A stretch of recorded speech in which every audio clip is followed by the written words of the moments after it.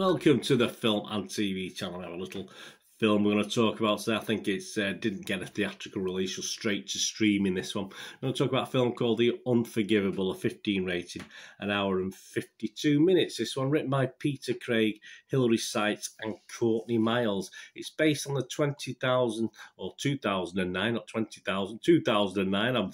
I don't think I'll be around then, guys, do you? British miniseries Unforgiven, yeah, I remember that, written by Sally Wainwright. She's done some interesting stuff. That actually scored 7.8 out of 10 on Internet Movie Database at the time, but after going back 12 years now for that, it doesn't seem that long. This film stars Sandra Bullock, yeah, as a woman who attempts to rebuild her life after serving time in prison for committing a violent crime. It also stars Vincent D'Onofrio, John Bernthal, Richard Thomas, nice to see Richard Thomas, Linda Edmond, Aileen Franciosi, Rob Morgan and Viola Davis. It's an American-German co-production, interesting. The film was produced by Bullock herself, Graham King and Veronica Ferres. Released and limited release, yeah, so there was a very small release on November 24th, 2021, but it's streaming now on Netflix here in the UK. So check your streaming sites wherever you are, from the 10th of December 2021.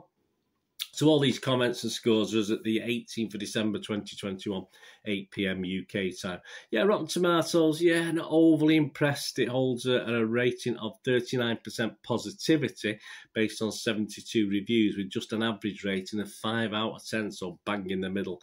29 fresh and 43 rotten. Peter Bradshaw from The Guardian, he was rotten on this. He said, the plots, twists and turns, which were manageable in a 3-part TV drama, look contrived and unlikely in a feature film. I'll talk about that in a minute, in a bit. And Bullock has little to do but looks self-consciously solemn and martyred for the entirety of it. Yeah, she did. I don't disagree with elements of that. Roxana Hadid was fresh, though, was fresher on this one. She's from the LA Times. She said, Bullock's against typecasting counterbalance a story that sometimes slips and slides into narrative coincidence. So there you go. But that was a positive. It didn't sound overly positive, did it? The audience, so this is where we differ on this film. The audience have scored it 4 out of 5 generally, so that's quite a lot of reviews as well, quite a lot of scores, so that works out at 8 out of 10. So the critics don't like it, the audience seem to like it on Rotten Tomatoes. And the Rotten Tomatoes website says, consensus says, The Unforgivable proves Sandra Bullock is more than capable of playing against type, but her performance is wasted on a contrived and unrelentingly grim story. Well, it is, it's a drama. Doesn't mean it has to be all happy clappy, does it? Metacritic, the other site we look at, again, not great. Overall score of just 40 out of 100, 4 out of 10, 40 out of 100. That's based on 20 critics. 5 were positive, 12 were mixed, and just 3 negative. So not a total disaster, but it scored anywhere between 12 out of 100 and 80 out of 100. 12, 1, 2, 12. I won't mention the guy's name who scored it 12, but that's a bit ridiculous, to be honest with you. But again, here we go. The audience liked it. The audience quite liked it on Metacritic. Their audience gave it a 6.9 out of 10, so almost 7 out of 10. Nothing wrong. So we're getting a big discrepancy, aren't we, between the critics and the audience on this one. And again, this is proven and backed up by the Internet Movie Database score, which is 7.2 out of 10. So that's not bad, is it? I've discounted the 10 out of 10s and 1 out of 10s. But of the 29,000 approximately people who left a score and review, 26,641 scored it between 6 and 9 out of 10. So that's almost 90% positivity. So, as I say, it's a big discrepancy with this one between the critics and the audience. Well, although I do this, I count myself as an audience. I suppose I am a critic in a way, but I count myself as an audience. And say, on this one, I'm totally on the public side, on the Internet Movie Database audience, on the Rotten Tomatoes audience, on the Metacritic audience on this one. I am a fan of the original. I did have a quick check back and have a sort of remind myself of what it was about. And yeah, I did like the original miniseries. And yeah, just mentioning the timescale there. I mean, if you think about it, that original miniseries was on independent TV. It wasn't a BBC one. So it was 3 episodes, but it just clocked in about 2 hours, 15 minutes. So this is only about half an hour less. So obviously that point the guy made earlier doesn't really stand up. All right, half an hour's a long time, but it's not as though we're talking a difference between a couple of hours and 3 or 3.5, 4 hours or something like that. There's not a big discrepancy there. So they did pack a lot in, but there was a lot packed in the original as well. So I think that argument doesn't particularly stand up if that's one of the negatives he was thinking about.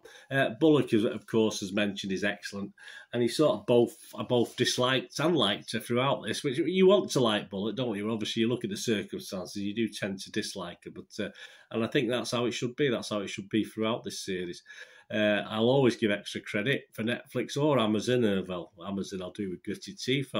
Personally, business-wise, no Amazon, but as far as, the fact that it's on a site where you get to watch things, then fair enough. But I always give Netflix and them a little bit of credit because I subscribe to them and I don't have to pay any extra. So it's nice when you get a little film like this that is a very, very good watch. And I agree with most of the public that it was a very good watch. I'm not too sure why the critics have been so down on it. I enjoyed it. The pacing is pretty good as well. You don't particularly get bored. You're always intrigued.